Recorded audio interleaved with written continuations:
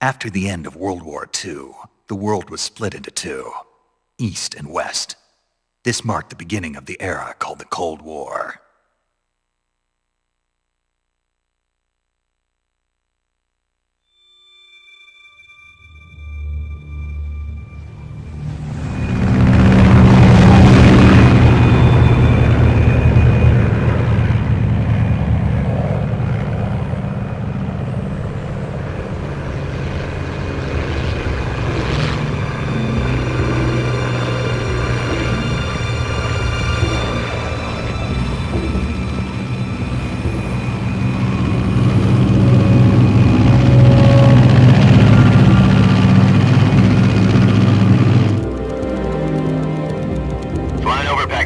Altitude 30,000 feet. Approaching Soviet airspace. 20 minutes to drop off. Commencing internal depressurization. Equipment check. Arm main parachute. All right. You ready to go? Drop zone still showing a high pressure mass. Cav okay. Good. We've got high visibility.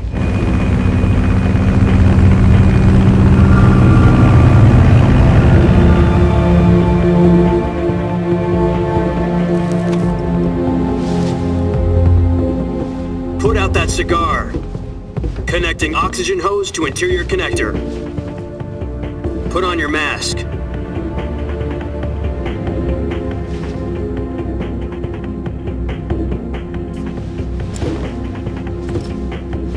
Does this panty waste know what he's doing? Approaching release point. 10 minutes to drop off. Hey, are you deaf?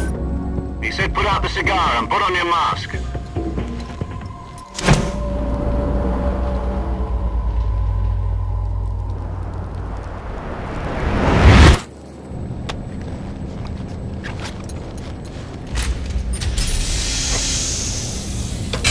Depressurization complete.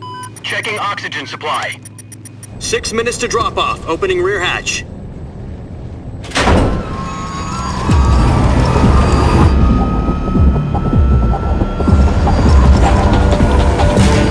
Sunrise.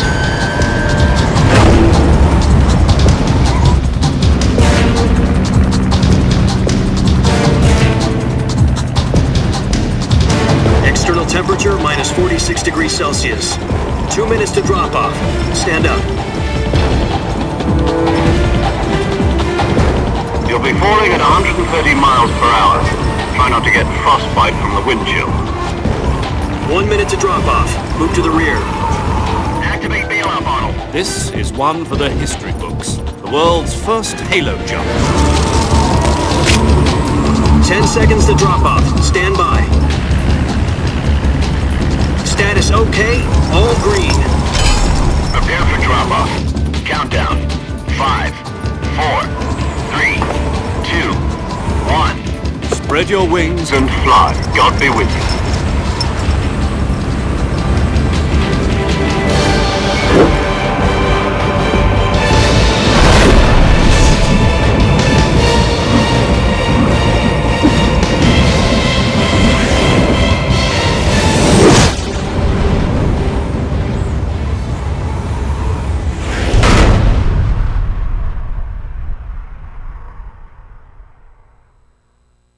Jack, I've got some important news. The head of the CIA has finally given us the green light for the virtuous mission. Virtual mission? No, the virtuous mission. The future of our Fox unit depends on it. If it succeeds, we'll be officially organized into a unit. Virtuous mission? Sounds like some kind of initiation ritual. You know, don't get cocky. This isn't a training op. Right. So what exactly is this wonderful mission? Well, about 2 years ago, a certain Soviet scientist requested asylum in the West through one of our moles. His name is Nikolai Stepanovich Sokolov. He's head of the OKB-754 Design Bureau, one of the Soviets' top-secret weapon research facilities, and the East's foremost expert on weapons development. Sokolov? Isn't he that famous rocket scientist? The very same. On April the 12th, 1961, the Soviets achieved the first manned spaceflight in history. The Earth was blue, but there was no God. Well spoken. The rocket that carried Yuri Gagarin to orbit was the A-1, known as the Vostok rocket. Sokolov is said to be the man most responsible for the multi-engine cluster used in that rocket. After Gagarin's flight, Sokolov left rocket development to become the head of the newly established Design Bureau. From a lowly technician to head of a design bureau, that's quite a success story, so why'd he want to defect? It seems he'd become afraid of his own creations. Afraid? Call it a crisis of conscience. And for that, he left his country and his family behind and went over the fence? Not exactly. One of his conditions was that his family was also to be taken safely to the west. We used a mole to get the family out first and succeeded in sneaking Sokolov over the Berlin Wall shortly afterwards. I was the one who conducted the operation.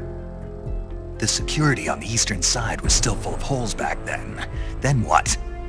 We got Sokolov over in one piece, but the whole ordeal had left him exhausted, and we checked him into a hospital in West Berlin.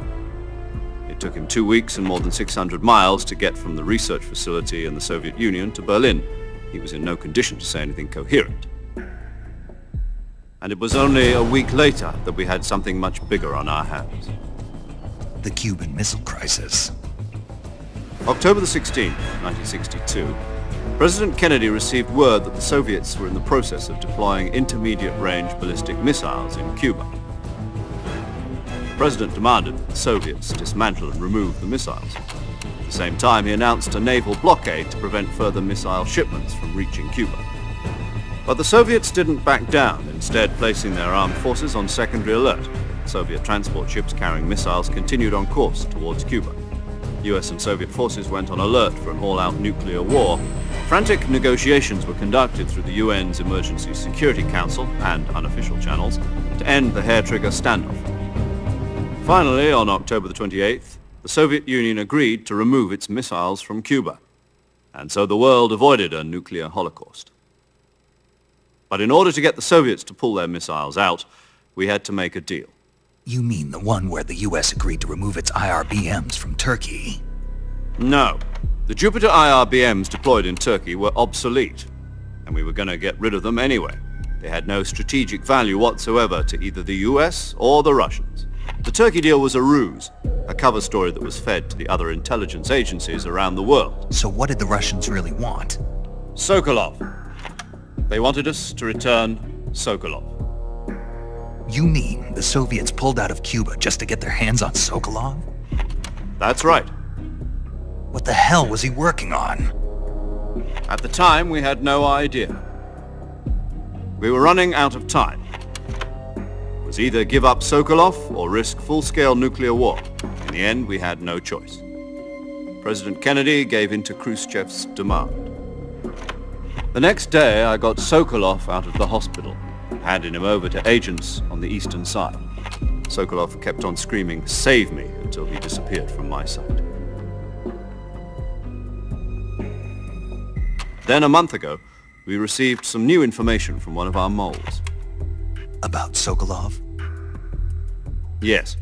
He was taken back to the research facility and forced to continue working on the weapon in question under KGB supervision. What's more, it's on the verge of completion. So what kind of weapon is it? Something to do with space rockets? No, missiles. Same technology. I guess you're right. We don't know the details, but it appears to be a new kind of nuclear device. For half a year now, the Soviets have been conducting frequent nuclear tests at Semipalatinsk. Something to do with the weapon, I assume. We're talking about a secret weapon so big that Khrushchev was ready to pull out of Cuba to get it back. Is Sokolov still in the facility? No. According to our intelligence, he's in Selinoyarsk, a place in the mountains about 3 miles to the west that's known as the Virgin Cliffs. The Virgin Cliffs. Nice name for a virtuous mission. They moved him there just recently. Why? Apparently, they're conducting a field test of the weapon, but it's our best chance to get him back. This mission would never have been possible if he was still in the research facility. This is our last chance. Sokolov must have known that too when he contacted us.